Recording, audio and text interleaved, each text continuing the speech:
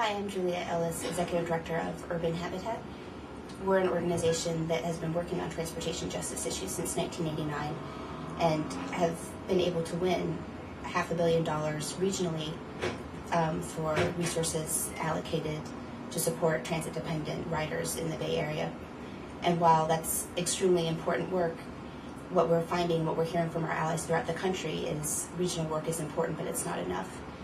We've been in conversations with the Strategy Center in Los Angeles since the early 2000s, so 2000, 2001, about the importance of finding opportunities to really tackle the state and federal challenges around securing operating money for transportation.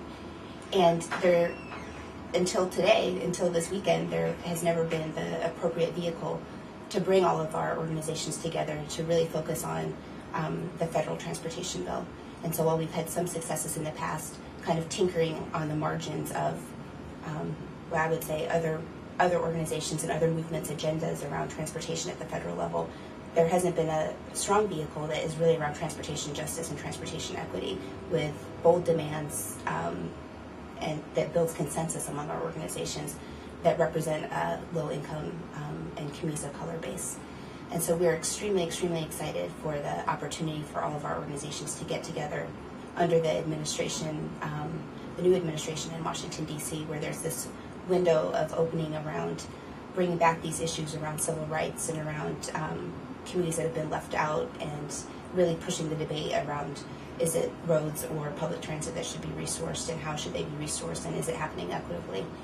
And the truth is we've been doing such good work at the local and regional level, we're at a time now that we can actually bring those lessons to scale. So we are extremely excited to be part of this effort.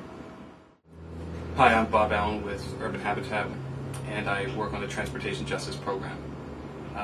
One of the reasons we're really excited to be working with all the partners in Transit Riders for Public Transportation is an experience we had this fall leading a local coalition effort to support low-income bus passes for youth, seniors, and disabled in Oakland on AC Transit.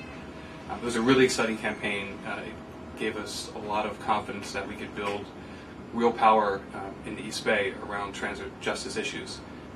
And shortly after being successfully winning the campaign with 73% of the vote, we found out that the state of California had zeroed out most of their support for transit operations in the state budget.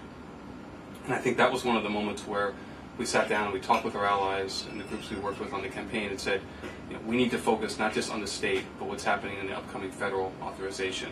With a new administration and I think with a lot of real good lessons learned from that local campaign, we felt like we could take that work, translate it to the national level. But what we needed was something beyond just our local partners and allies. We needed to be able to work together with groups nationally that had done similar powerful work at the local level and get together and form a coalition where we could move a common agenda.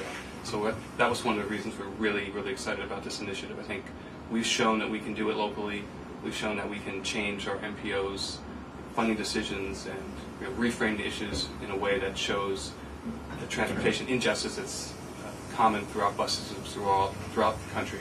But unless we do something nationally, we're never going to have the kinds of operation support, the kind of money for bus systems for people who really rely on transit every day to get to school, to get to their jobs, and to get to doctor's appointments. So we're really excited about this opportunity and think that now is the time to finally overturn the decisions in the 1990s where the federal government walked away from their commitment to funding urban bus systems